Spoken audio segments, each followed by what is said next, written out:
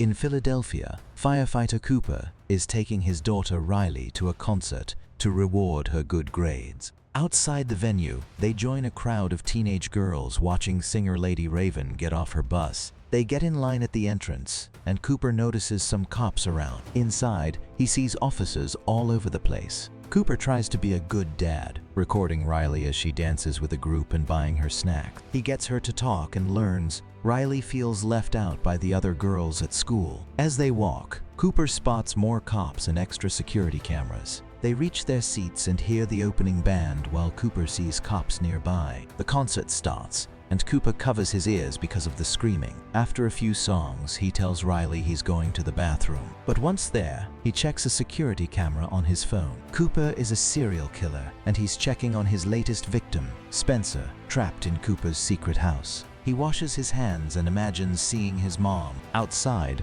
more police cars arrive. Cooper leaves the bathroom but is stopped by Jody's mom, who tells him teenagers are weird sometimes and promises her daughter will include Riley soon. Cooper returns just as Raven talks about her missing father and moving on. She asks fans to use their phone lights, and the place lights up as she plays the piano. Cooper notices cops leading a man away and sees officers behind him too. During the break, Cooper and Riley try to buy a shirt, but they don't have Riley's side. The seller, Jamie, says more are coming. Cooper asks about the cops, and Jamie says it's a secret but shares anyway. The police think the serial killer called the Butcher is at the concert. They're checking everyone leaving and all exits, but the backstage are watched. Cooper laughs nervously because he's the Butcher. Afterward, he drags Riley around pretending to want a snack, but is really checking the exits all blocked by cops. He spots a drunk woman by the stairs and subtly pushes her, causing her to fall. The cops rush to help her, and Cooper tries to escape, but finds more officers outside, so he returns with Riley. Lady Raven announces a special guest, and a platform rises with another singer. Cooper stares at the open hatch and suggests to Riley they should get in it to see where it leads,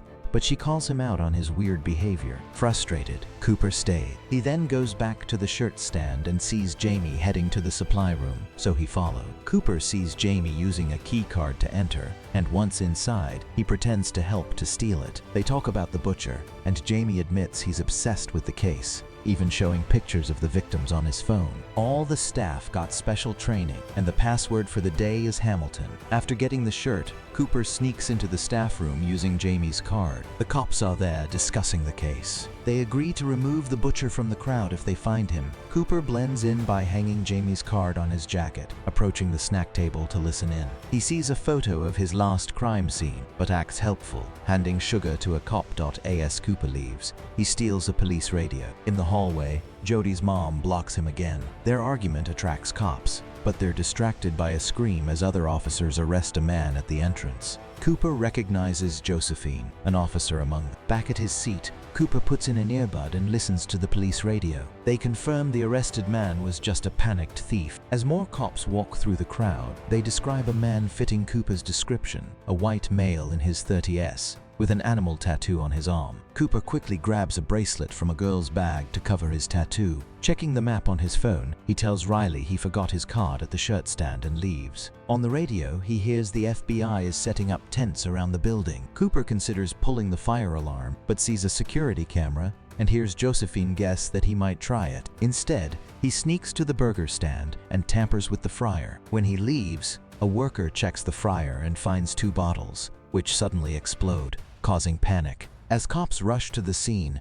Cooper puts on an apron and heads to the roof. He tells officers there he needed air after the kitchen incident, and they confirm his story, asking for the password. He says Hamilton and uses a card found in the apron to avoid suspicion. Returning downstairs, Cooper sees the injured worker and imagines his mother beside her. He finds Riley, who's worried about his behavior. He explains he was caught up with Jody's mom, and Riley tells him she's made friends with the girl next to her. Back at their seats, Riley explains Raven will pick a fan to go on stage. Seeing a chance, Cooper tells a handler Riley beat leukemia thanks to Raven's inspiration. Cops are closing in, but the plan works. Riley is chosen to go on stage. They both get backstage passes, and the handler talks to a cop to let them through. Riley is nervous but goes on stage when Raven calls her. Cooper enjoys her joy despite the nearby cops. Jody and her mom are angry to see Riley on stage. After the song, Cooper helps a girl who collapses and is allowed backstage right before Josephine sees him. Cooper calms the girl and gives her juice, gaining the staff's gratitude. He asks to leave through the backstage door to avoid the crowd, and the manager agrees. After the concert, Cooper hears on the police radio that every man will be checked, but when he tries to leave with Riley, he finds the door blocked by cops. Nearby, Cooper overhears Josephine telling Raven that the cameras have pictures and data of everyone at the concert. Desperate, Cooper approaches Raven, asking to talk about Riley's condition. In her dressing room, Cooper admits he's the butcher and shows Raven a video of Spencer trapped in his cell. Cooper threatens to kill Spencer unless Raven helps him escape. Raven agrees, telling the cops she's leaving with Cooper and Riley in her limo. They leave without being checked. In the limo, Cooper tells the driver where to go, but Raven asks if she can visit Riley's home. Excited, Riley calls her mom, and Cooper has to give their home address. They're welcomed by Cooper's wife, Rachel, and their other kid. Cooper reminds Raven of his threat over coffee and cake as Rachel asks about the concert. Raven talks about the police trying to catch the butcher, explaining that they found a concert ticket in one of his hideouts. Josephine profiled the butcher as a white man in his 30s, possibly with OCD, and a bad relationship with his mom, descriptions that match Cooper. Feeling exposed, Cooper says it's late, but Raven offers to play a song on the piano. She uses the moment to steal Riley's phone and, after the song, asks for a selfie, taking Cooper's phone. She locks herself in the bathroom and talks to Spencer, getting details about his location, then starts a live stream, sharing what Spencer said. A follower recognizes the area and sends the police. Raven also texts her driver to call the cops. Then she yells that Cooper is the butcher. Hearing noises outside, Raven opens the door to see a nervous Cooper, who checks his phone, finding Spencer gone. He drags Raven to the garage and announces he'll kill her, then himself. As Cooper opens the garage, he finds his family blocking the way. He forgot they could escape through the window. Shocked that his two lives have collided,